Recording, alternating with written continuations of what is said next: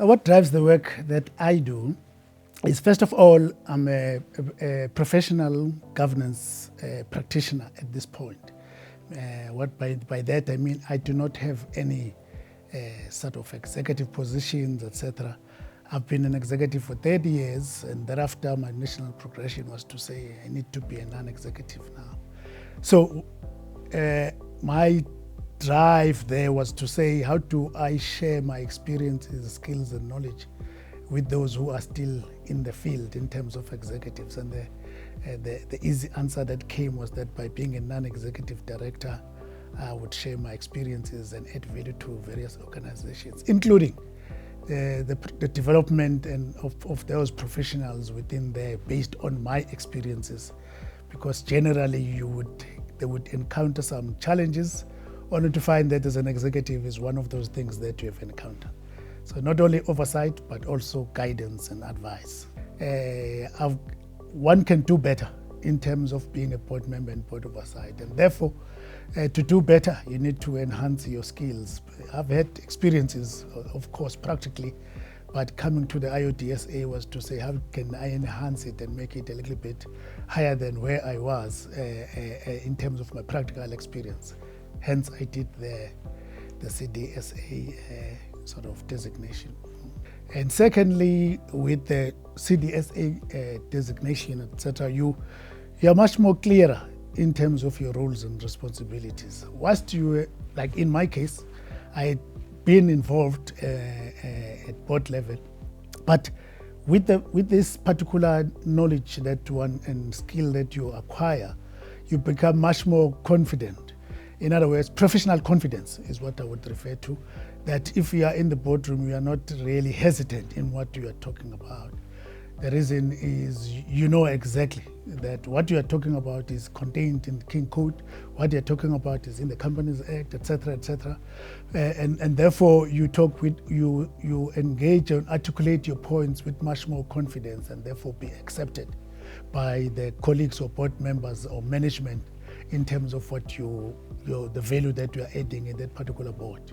When an organization practices good governance as a culture within the organization, inculcated amongst all the employees and management, etc., you're bound to get good audit outcomes, which is a fact that says an external party, professional external party, is saying you are running your organization in a financial acceptable manner, free of all financial misstatements and all that, or irregularities as it were.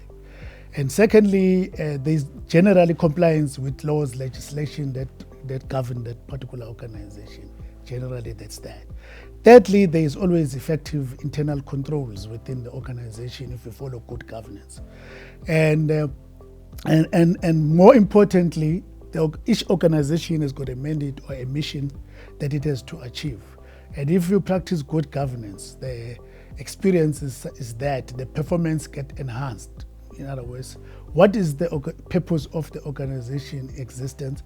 And as such, practicing good governance will lead to the organization performing well in terms of the overall what the organization intends to achieve.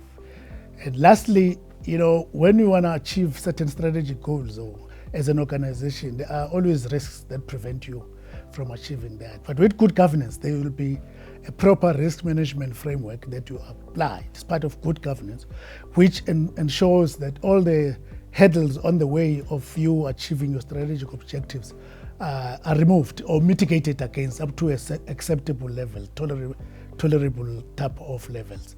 And therefore, I would say, based on that, good governance means good business and good performance of the organization. It's not only about policies and frameworks, whereas that is a given, it has to be there, but it's about everything that goes in it in as far as good governance is concerned within the organization.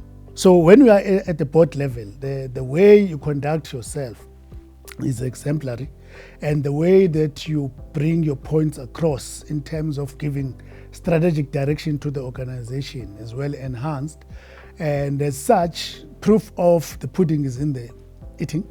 The evaluations which normally get done in boards has yielded very positive results in my instance, both from the board members as well as management in terms of how I conduct myself and how I add value to those particular organizations I sit in. Hence, I say the enhancement is out of this world, I may say, of governance and as well as your practicing of governance in this instance.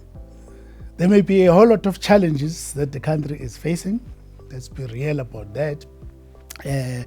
But having said that, there is always a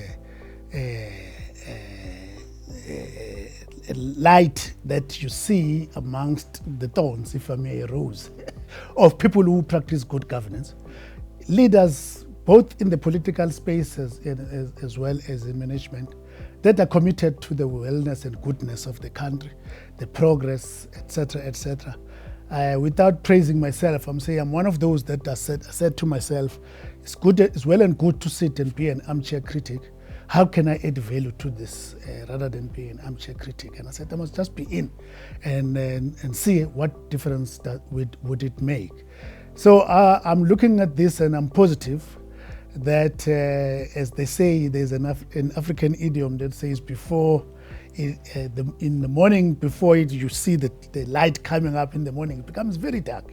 So I think we are in that space where there is a whole lot of darkness, and I'm looking at it not only in South Africa but globally, as well as the impact of the global politics on the impact it has on South Africa as such.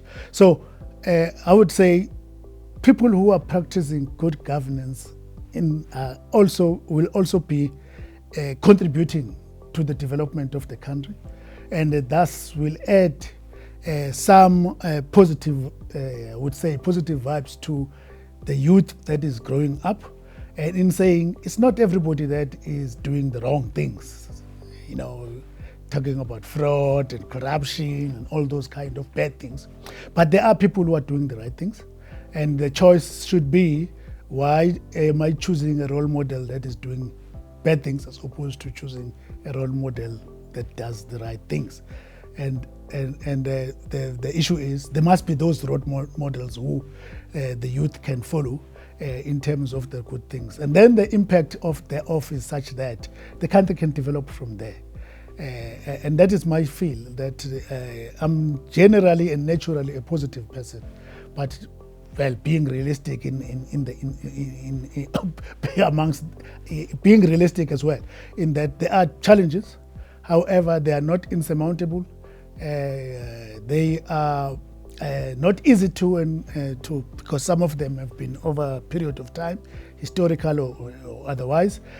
So it's just a question of, do you get people that are committed to do what is expected and to put in the commitment and deliver the goodies such that the country improves from what we call continuous improvement. The Japanese call it kaizen. There must just be continuous improvement. You can't sit in one area and hope you are doing well, but you must just continuously improve. Running the 100 meters in 10 seconds, you must improve to 9.5. That's what you must work towards. So continuous improvement is one of the principles I believe in, and there must be efforts towards that. So I'm confident, but I'm realistic in the meantime.